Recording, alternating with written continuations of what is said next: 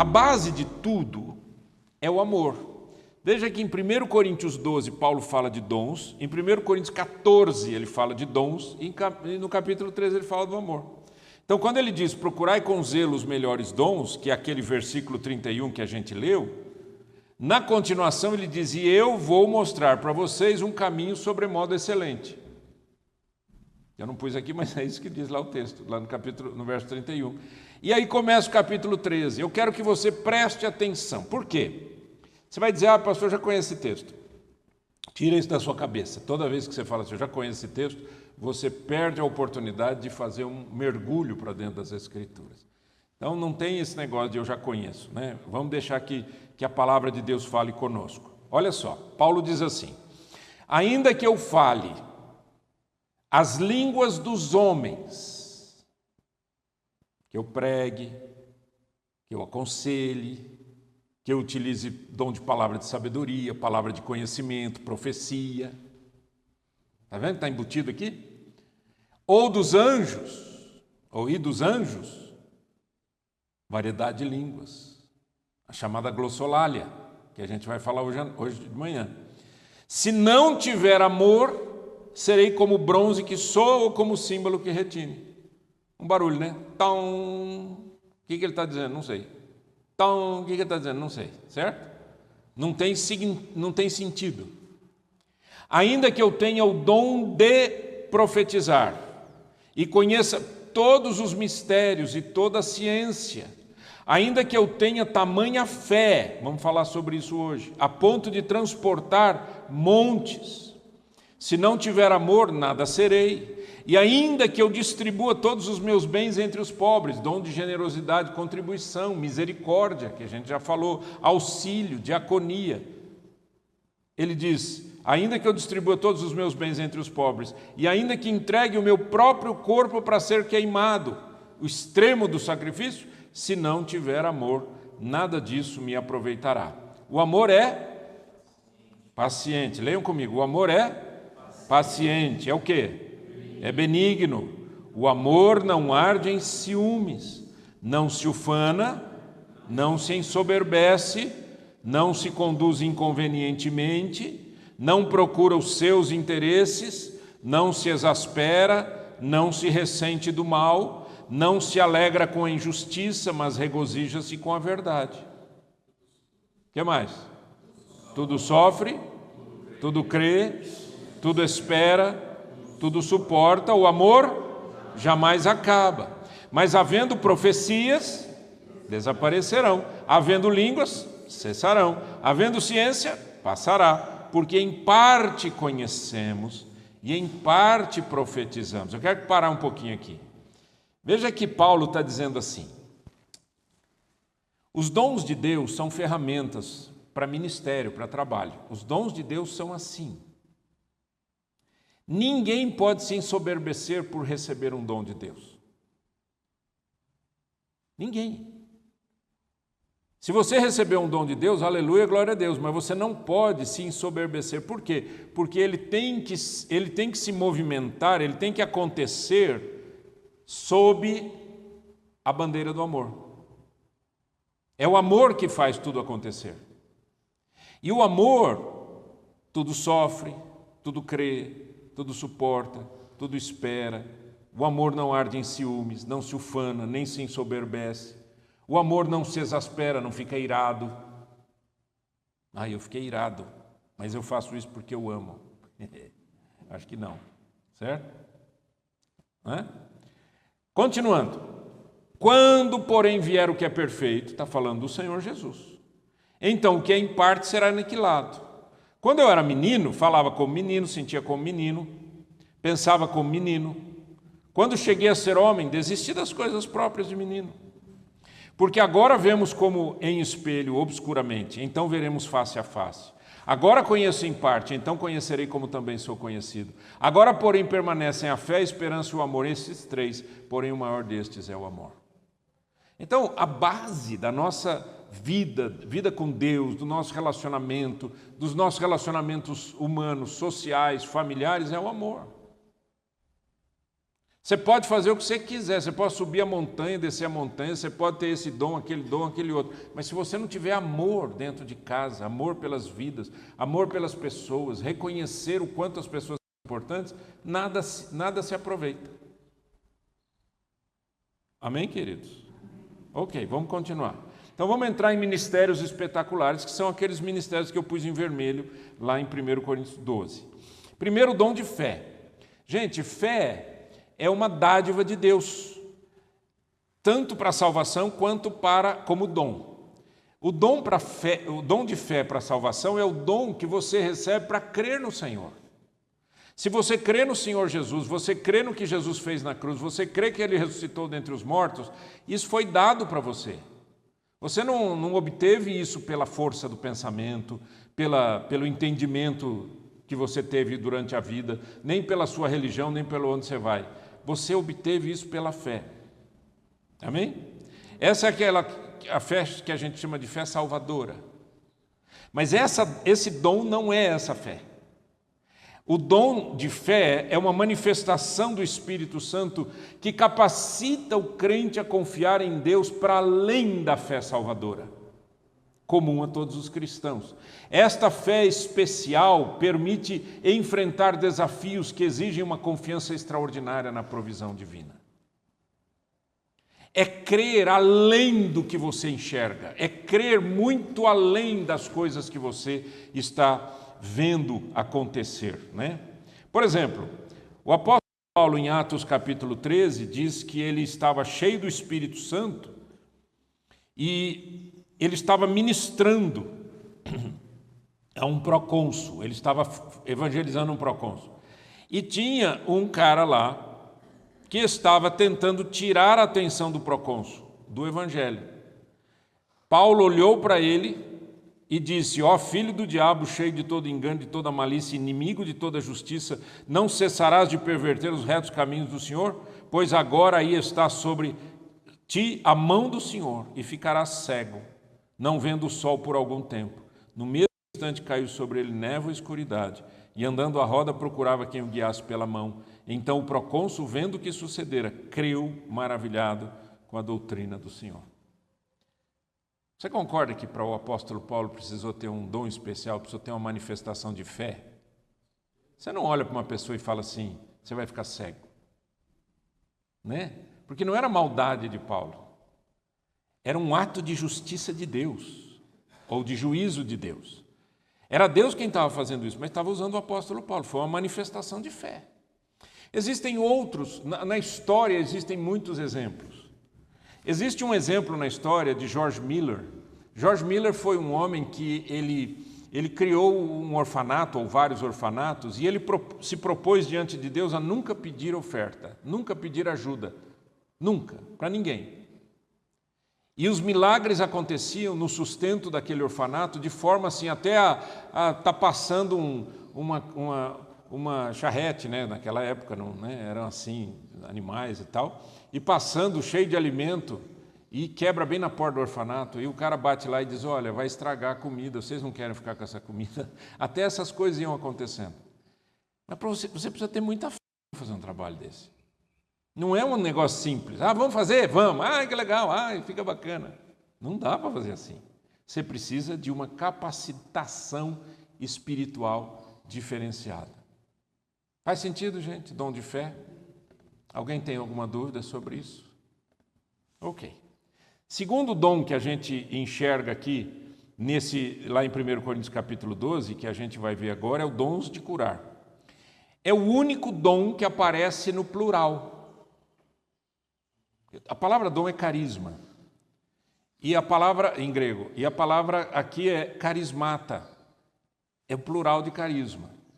É o único dom que aparece assim, e muitos estudiosos entendem o resumo que eu pus aqui. É uma manifestação do Espírito Santo que promove a cura de diversas enfermidades, olha, diversas enfermidades, em todas as áreas da vida humana, corpo, mente e espírito, de várias maneiras e através de diversas pessoas. Essa pluralidade da manifestação de Deus. Não existe uma pessoa que tenha a propriedade do dom. Tá bom? Existem ministérios específicos que Deus determina, mas eles não são esses dons aqui. Esses dons são manifestações de Deus. É Deus fazendo milagres de várias maneiras, de vários jeitos. Deixa eu te mostrar esse texto de Jesus. Lucas 5,17. Ora, aconteceu que num daqueles dias estava ele ensinando e achavam-se ali assentados fariseus e mestres da lei, vindos de todas as aldeias da Galiléia, da Judéia e de Jerusalém. E o poder do Senhor estava sobre ele para curar. O que você entende desse texto? O que você entende desse texto? Por que aqui diz o poder de Deus estava sobre ele para curar? Jesus não curava as pessoas? Ele não tinha o poder?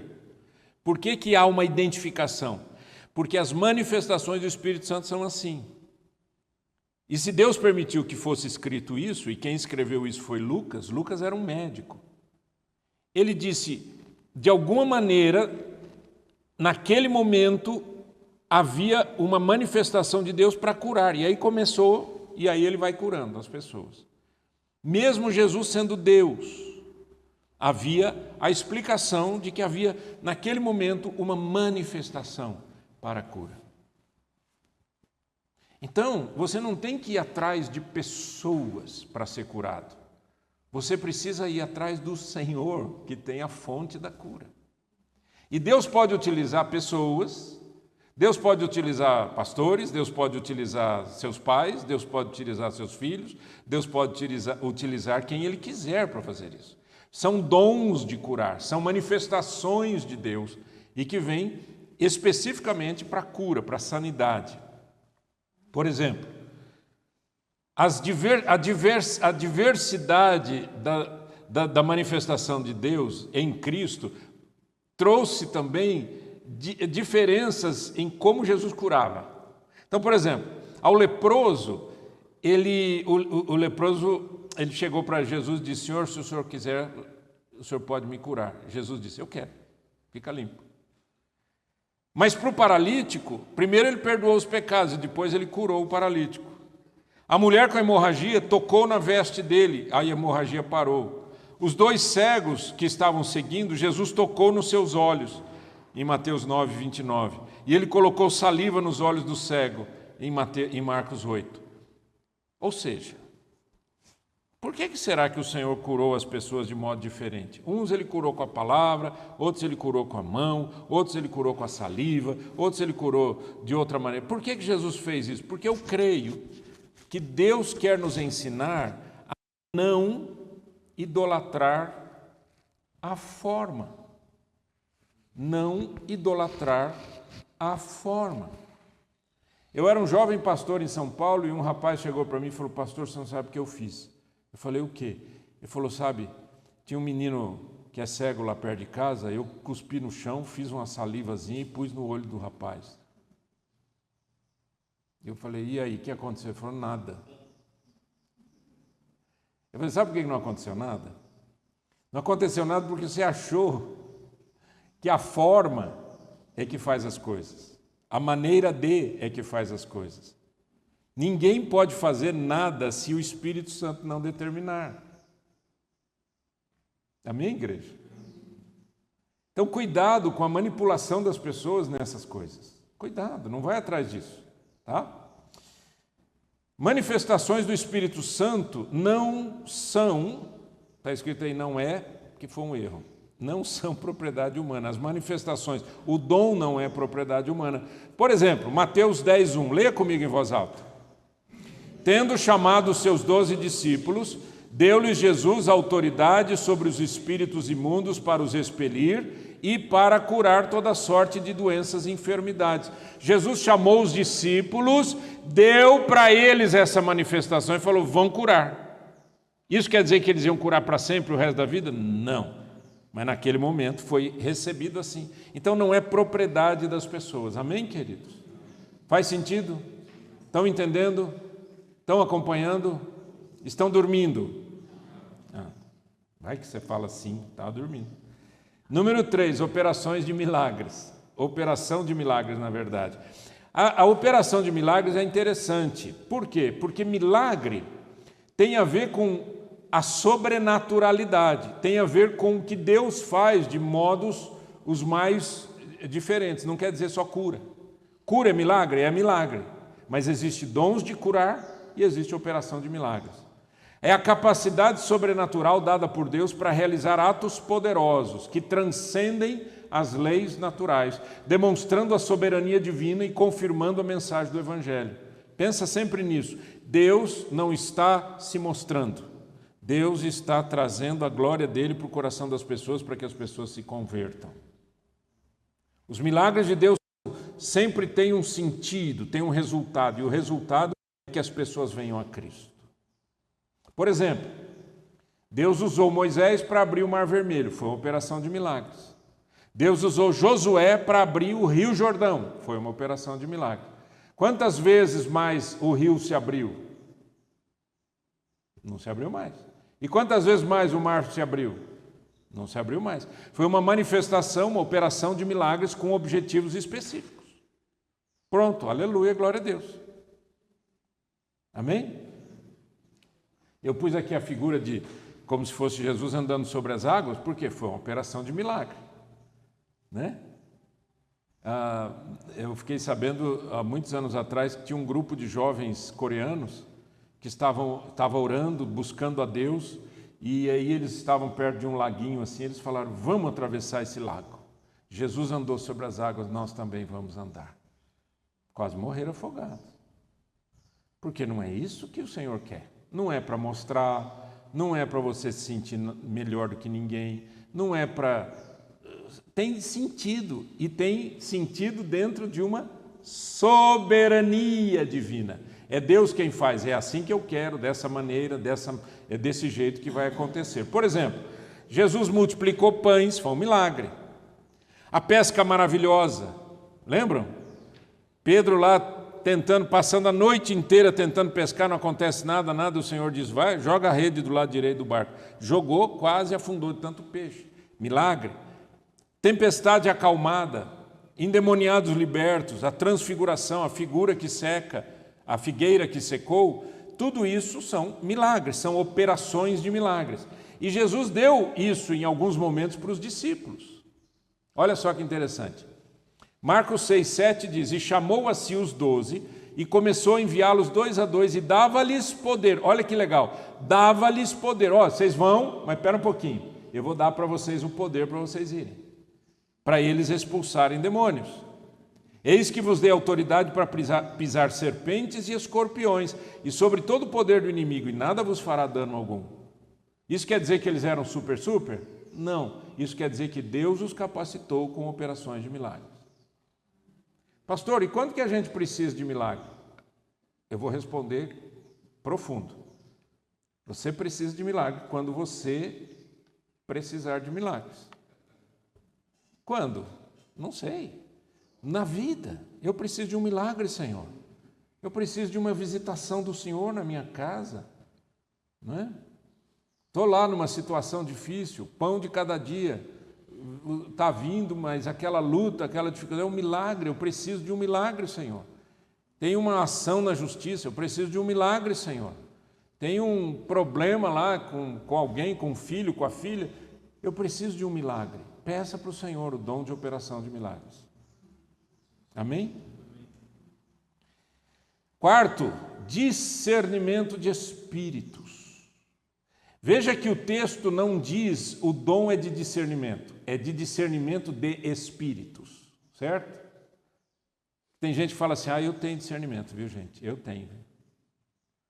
Isso é sabedoria, não é o discernimento de espíritos. Discernimento de espíritos é uma capacitação para distinguir entre as diferentes influências espirituais, seja do Espírito Santo, de espíritos malignos ou do espírito humano. É essencial para proteger a igreja de enganos, heresias e influências demoníacas. Por isso que eu pus essa figura de alguém pintando uma pedrinha, um carvãozinho com dourado para ver ouro, né? Para aparecer ouro, né? E é isso que o diabo faz. O diabo muitas vezes ele vai jogando as filosofias dele e as pessoas vão recebendo porque elas veem elas vêm com alguma característica de espiritualidade. Vocês já viram isso acontecer?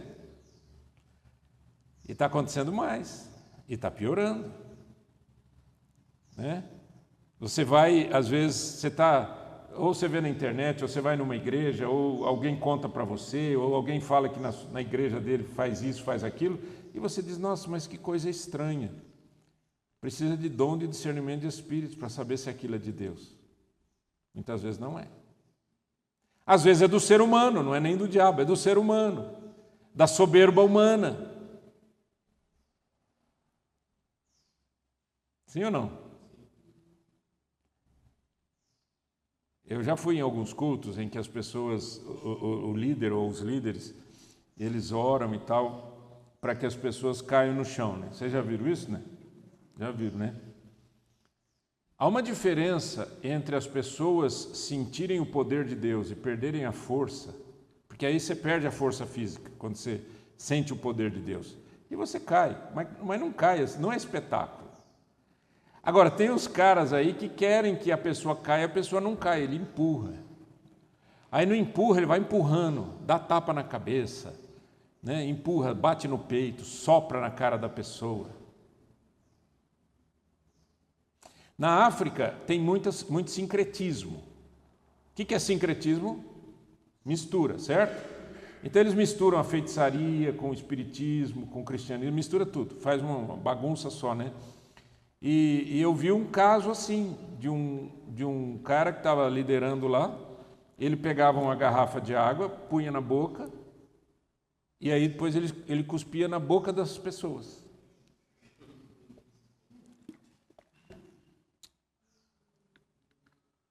O que vocês acham disso? Olha, gente, tem certas coisas que não precisa nem de discernimento para saber que está errado, né? Mas discernimento de espíritos, muitas vezes, a gente precisa, porque a igreja começa a ser enganada pelas teologias. Teve um período da nossa história cristã evangélica, e isso nasceu dentro da Igreja Católica Romana, que é a chamada teologia da libertação. Vocês já ouviram falar da teologia da libertação? E tinha uma frase que era chamada de opção preferencial pelos pobres. Ouviram isso já? Não? Nunca ouviram falar da teologia da libertação? Bom, isso invadiu as igrejas evangélicas, as igrejas católicas, invadiu todo mundo. Criou muito essa coisa das sociedades, dos grupinhos pequenos, bom, não importa. Os textos utilizados mostravam o quanto Deus ama as pessoas e o quanto Deus ama os pobres. Mas tinha um pedaço só da história. Você quase tinha vontade de ser pobre para ser abençoado. Você diz, então Deus só abençoa os pobres. Aí, eu não sei se reação ou não, chegou no Brasil uma teologia chamada teologia da prosperidade. Inverteu. Agora você tem que ser rico para ser abençoado. Se você for pobre, você não é abençoado. E aí você vai dizer, nossa, pastor, é tão simples ver isso. Simples. Ainda existem igrejas que pensam assim e ainda existem pregações de opção preferencial pelo pobre. E está aí, há anos. Quanto? 50 anos, 60 anos, sei lá, 70 anos. Está ainda aí, correndo em todos os lugares. A gente precisa pedir a Deus sabedoria. Senhor, dá-me discernimento de espíritos para eu entender se isso é de Deus ou não.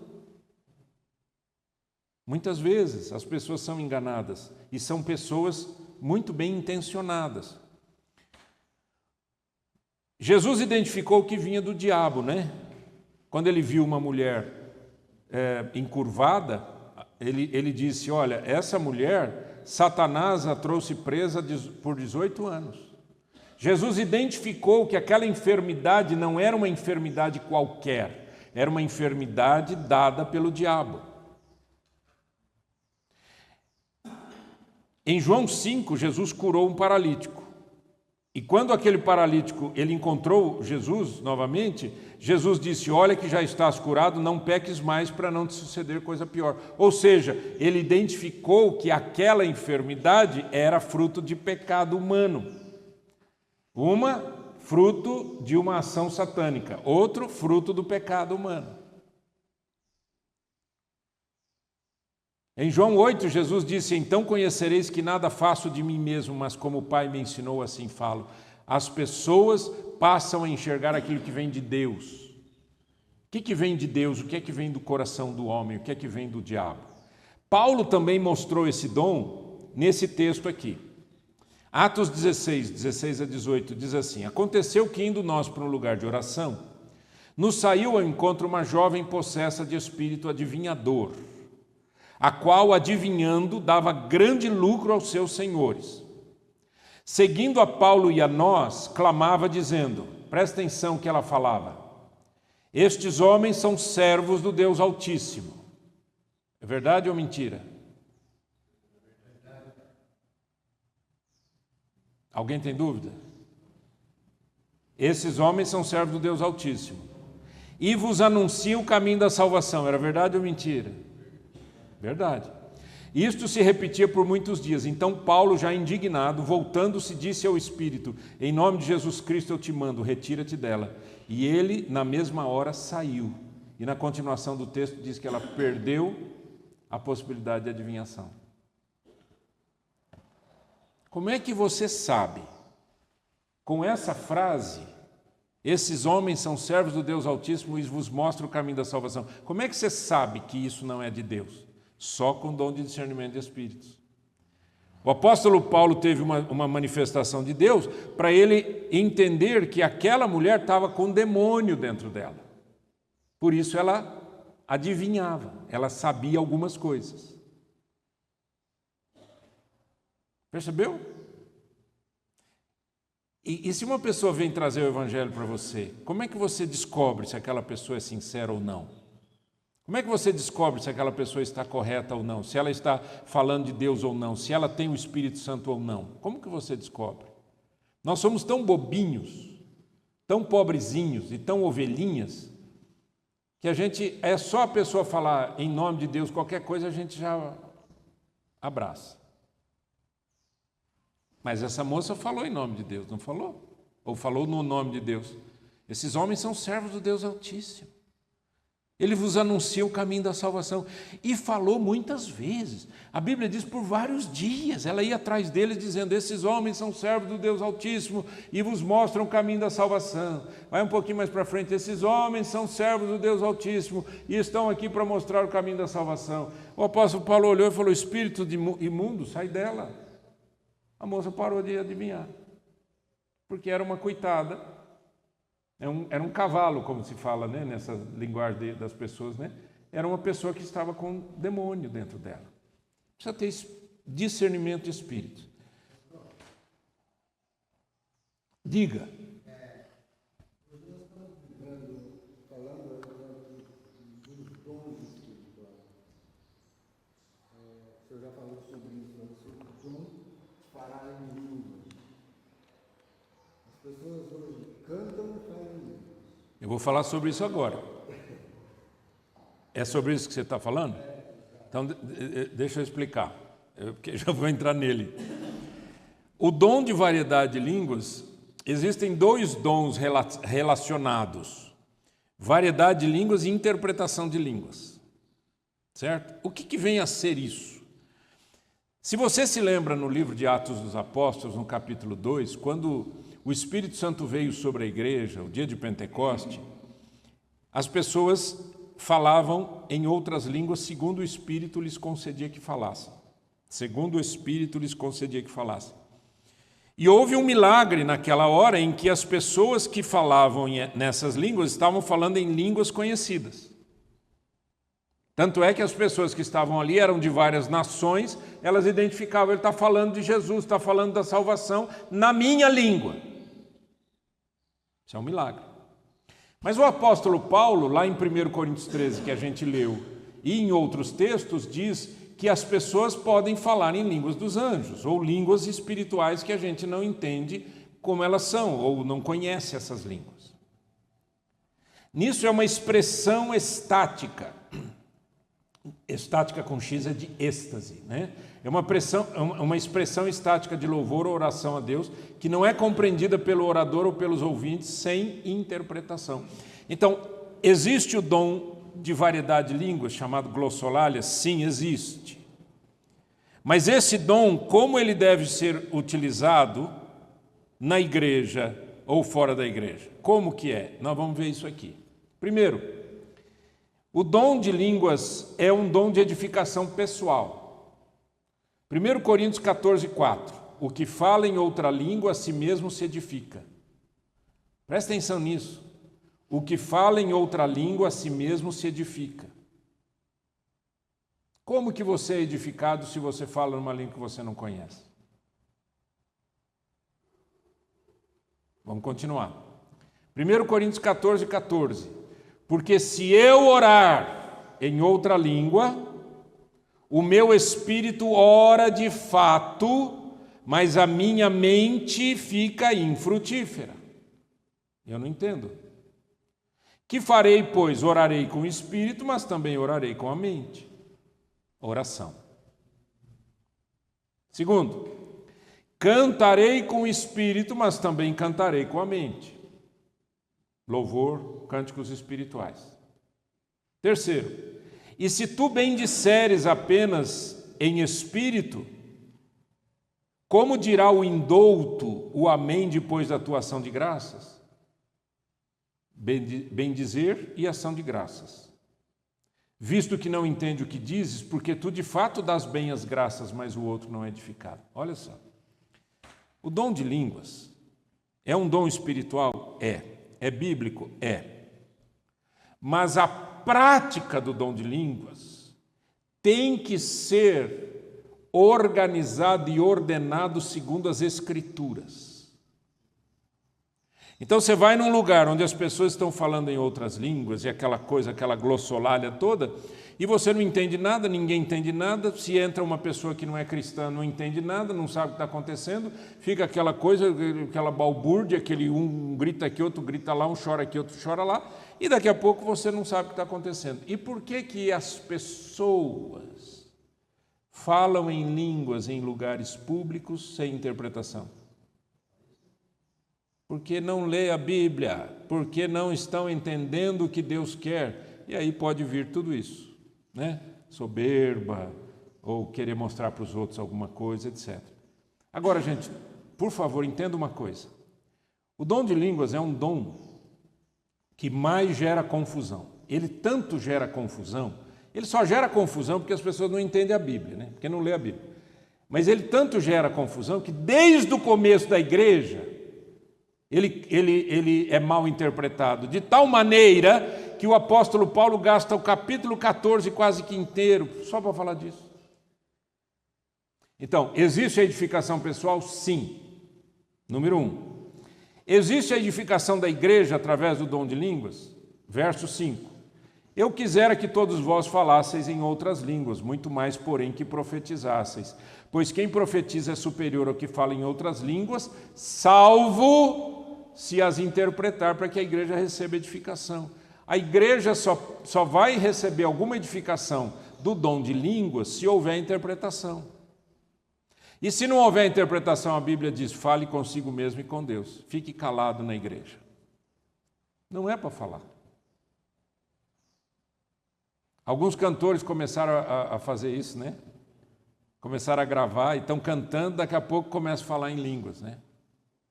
Eu não quero julgar aqui, gente, se a pessoa é de Deus, se ela não é de Deus, se ela é orgulhosa, se ela não é orgulhosa. Eu não quero julgar, não cabe a mim o julgamento. Cabe a mim entender que está errado fazer isso. O dom só deve ser utilizado se houver interpretação. Se não houver interpretação, o que eu faço, pastor? Fala com Deus. Ali quietinho, em voz baixa. Ninguém precisa ouvir. Agora, o dom de línguas tem uma outra função, que ninguém fala. Olha só. 1 Coríntios 14, 20 a 22. Irmãos, não sejais meninos no juízo. Na malícia, sim, sede crianças. Quanto ao juízo, sede homens amadurecidos. Na lei está escrito: falarei a este povo por homens de outras línguas e por lábios de outros povos, e nem assim me ouvirão, diz o Senhor. De sorte que as línguas constituem um sinal, não para os crentes, mas para os incrédulos. Mas a profecia não é para os incrédulos, e sim para os que creem. Percebeu? Os dons, as manifestações espirituais, elas promovem aquele ambiente da presença de Deus. Agora, quando que um incrédulo vai ouvir alguém que está falando em língua, se a Bíblia diz que se a pessoa não tem interpretação deve ficar calado? Quando há interpretação. Porque de alguma maneira eu preciso ouvir não a língua, eu preciso ouvir o que Deus está falando. Muitas vezes aquilo que Deus está falando é uma profecia, está edificando, exortando e consolando. E muitas vezes é simplesmente aquela palavra de dizer para a gente, dá força, dá ânimo, dá encorajamento, que é o que o Parácletos, ou o Espírito Santo Consolador, faz. Dúvidas? Era isso, Francisco?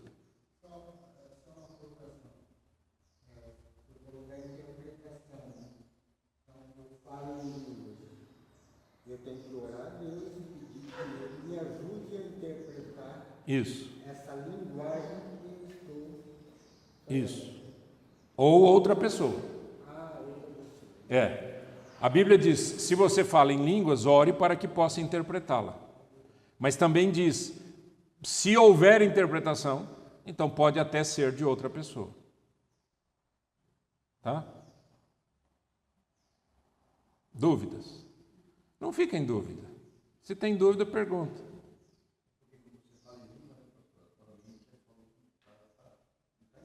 Não. A sua mente não entende nada, porque você está falando num... Teve um autor que falou uma coisa muito bonita. Desculpa, você estava falando ainda. O texto é claro. Mas teve um autor que disse uma coisa muito bonita. Ele disse assim: quando uma criança balbucia sons, os pais entendem, não entendem? Hã? Ai, meu... Tá com sede, amor? Ai, tá com fominha. Ah, isso aqui é choro de canseira, isso aqui é manha, isso aqui é isso, aqui. E não tem língua portuguesa ali. Não tem gramática, não tem nada, tem sons. Não é assim? E alguém disse assim, mas eu já ouvi pessoas falando em línguas, geralmente são aquelas pessoas que querem criticar, né? E parece que só fica... Tem um som, é um som, é um som, não tem sentido nenhum. Não tem para você, para Deus tem.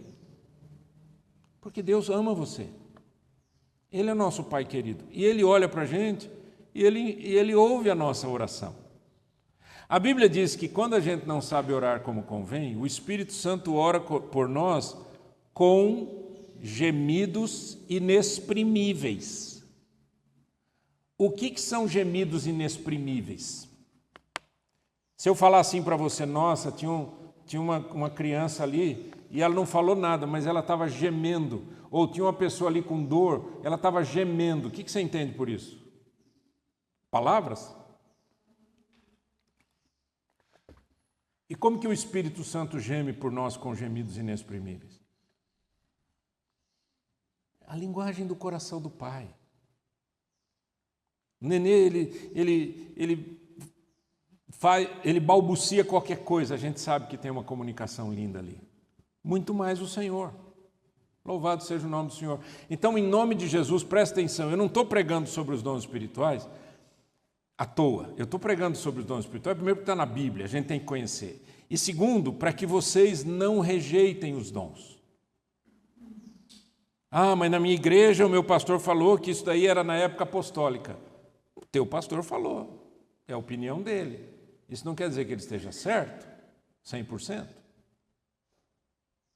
Os dons espirituais, eles continuam existindo. Por quê? Porque Deus não mudou.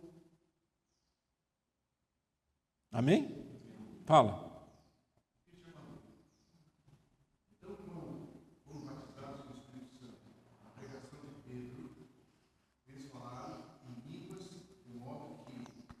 falaram idiomas, ou eles falaram em línguas e as pessoas ouviram o seu idioma. O único lugar que diz que elas ouviram no seu idioma foi Atos 2. Só que depois outros momentos aconteceram que a Bíblia diz que o Espírito Santo veio sobre eles e tanto falavam em línguas quanto profetizavam.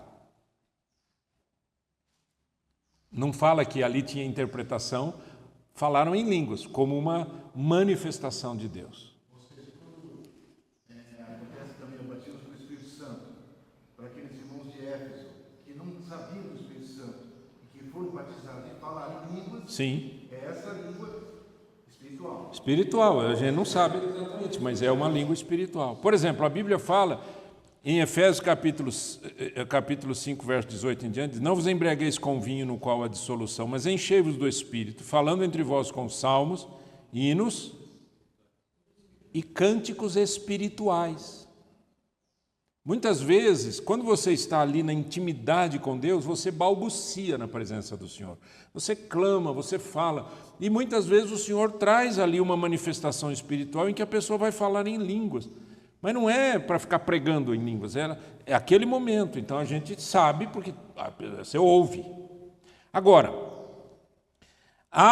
na teologia pentecostal clássica, o falar em línguas é uma expressão visível do batismo com o Espírito Santo. Isso é a teologia pentecostal clássica. Eu creio em parte, porque quando a pessoa é cheia do Espírito Santo, ela pode manifestar dons espirituais, mas o dom de línguas não é necessariamente o sinal de que o Espírito Santo está ali. O sinal de que o Espírito Santo está numa pessoa é o fruto do Espírito. Amém? Vamos tentar aplicar isso rapidinho, gente. Vocês aguentam mais umas duas... Não, brincadeira. Alguns minutos, alguns 10 minutinhos. Vamos lá? As manifestações espetaculares na vida da igreja. Primeiro, dom de fé. Motivação para confiarmos em Deus para grandes coisas, projetos missionários, obras sociais. Eu vou contar uma história simples para vocês. Um dia, um grupo de jovens cristãos estava orando com o mapa mundi. E estavam orando pelo mundo, orando, Senhor, tem misericórdia, as nações precisam conhecer de Jesus.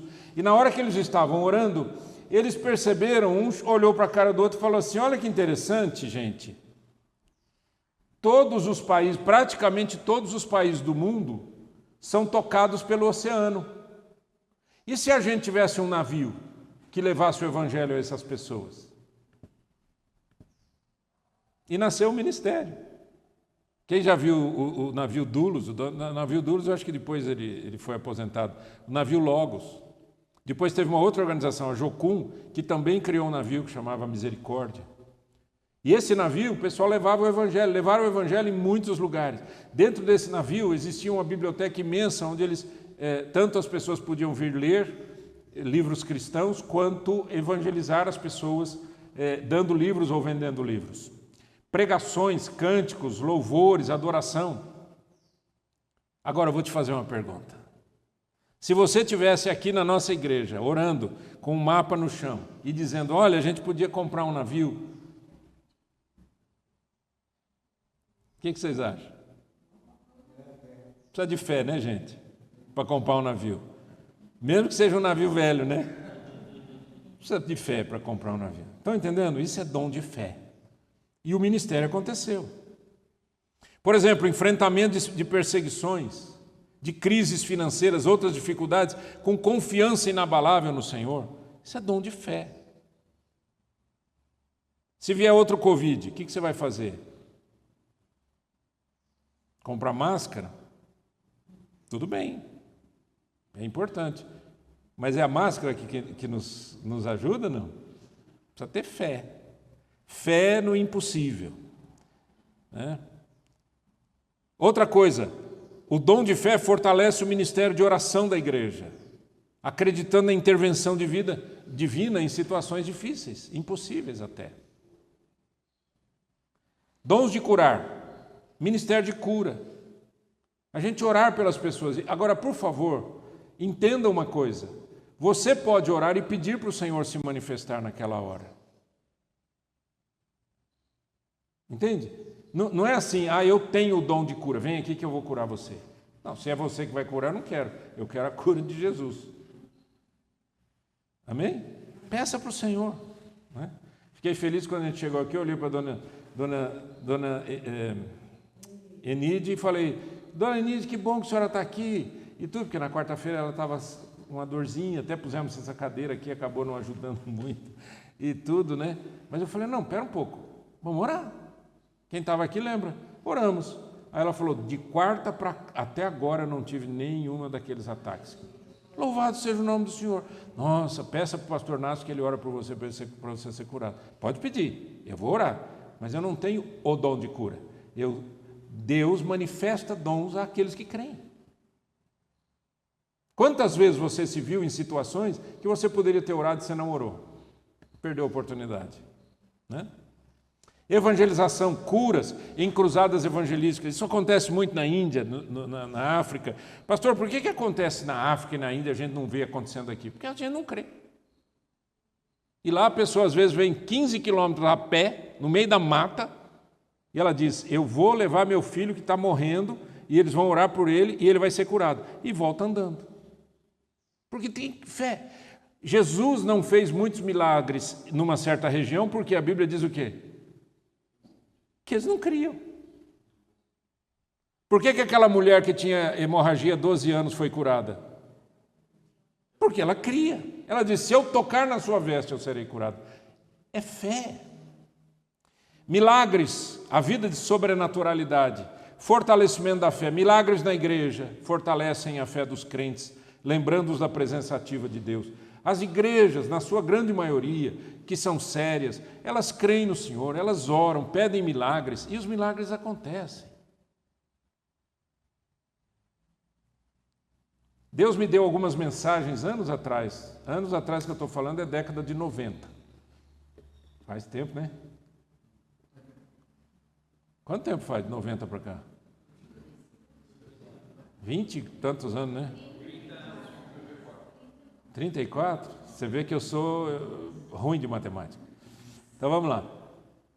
30 e tantos anos atrás eu estava orando, eu era pastor de uma igreja, eu estava orando e o Espírito Santo tocou no meu coração para eu ministrar sobre a importância do Evangelho entrar para as crianças.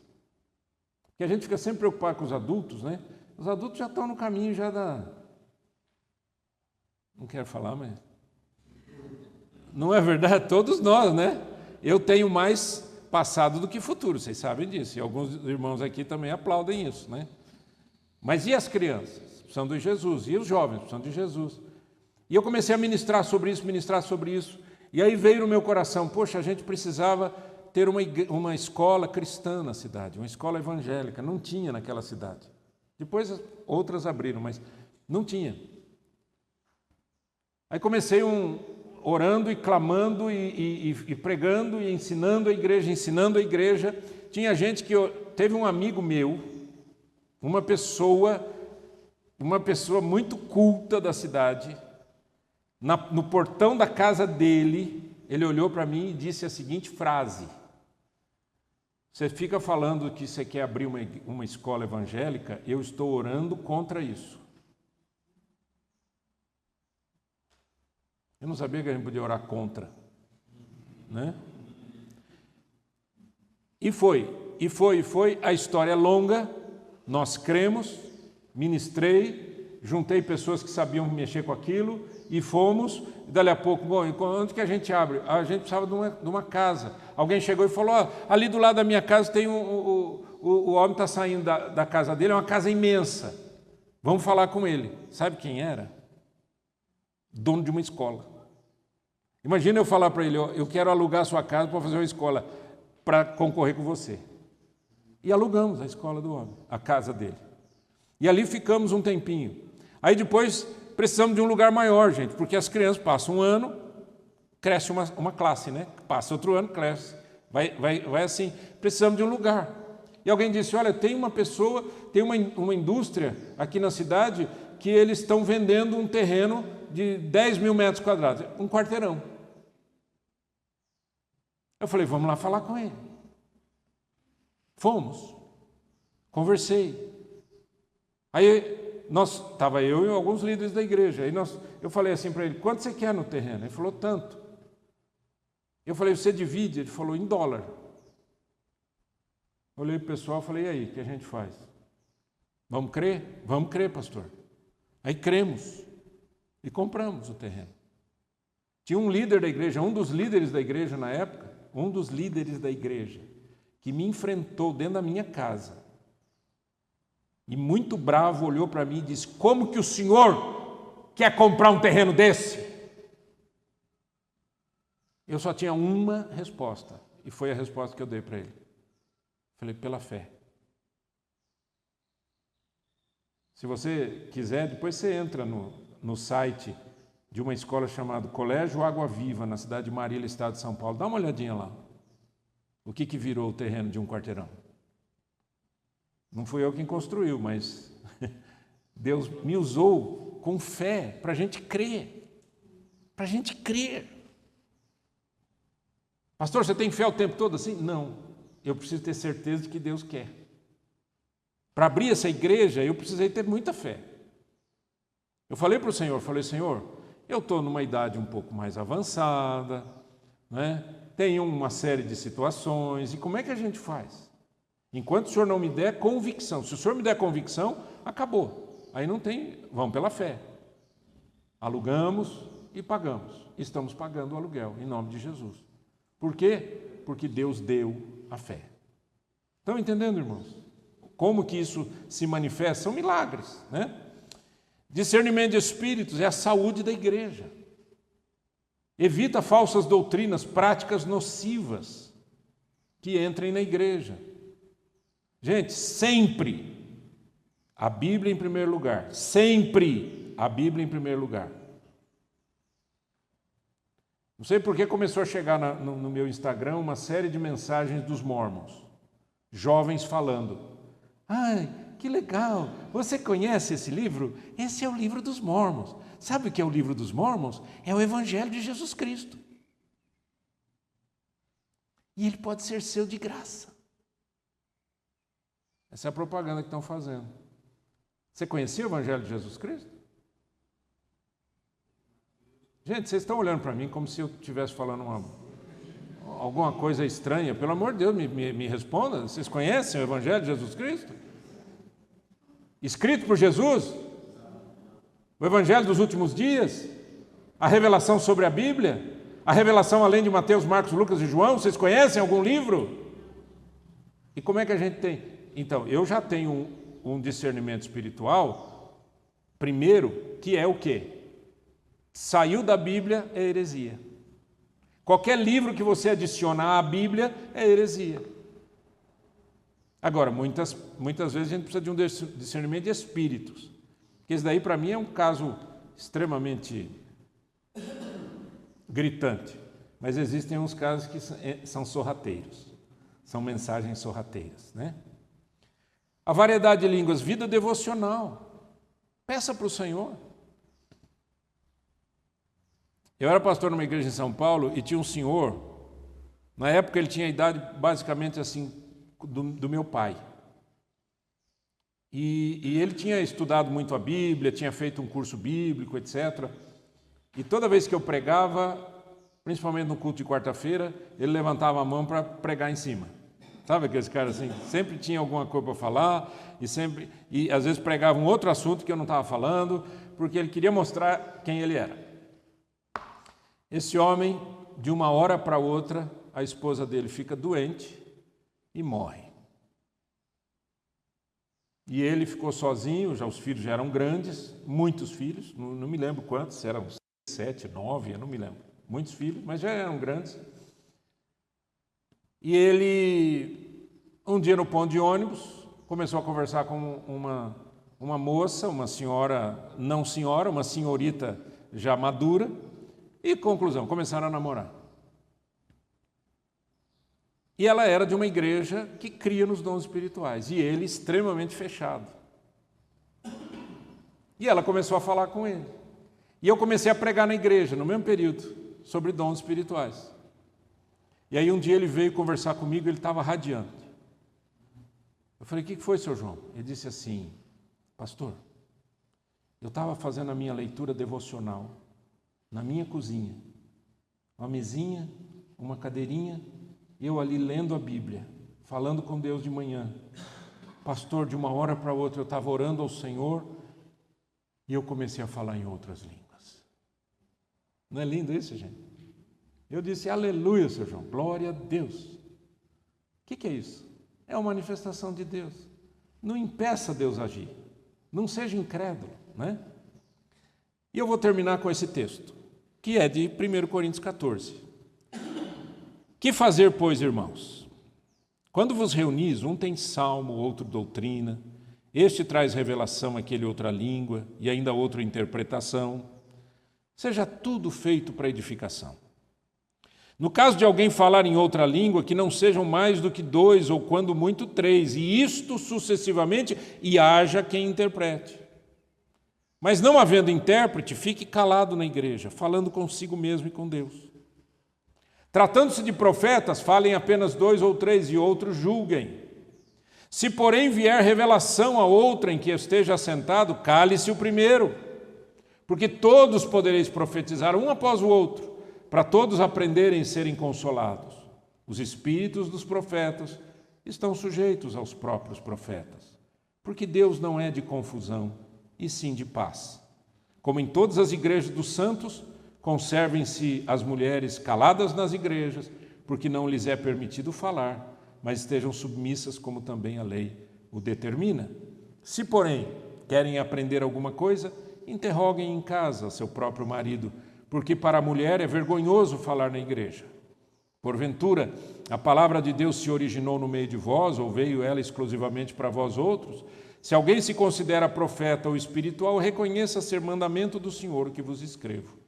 E se alguém o ignorar, será ignorado. Portanto, meus irmãos, procurai com zelo o dom de profetizar, e não proibais o falar em outras línguas. Tudo, porém, seja feito com decência e ordem. Tem aqui um caso aqui das mulheres, não fiquem bravas, não fiquem tristes, não briguem comigo, mas esse caso aqui é para ser estudado em outro momento, tá? Mas o que Paulo está falando? Que as coisas de Deus são organizadas, tem ordem, tem decência. A presença de Deus não cria balbúrdia.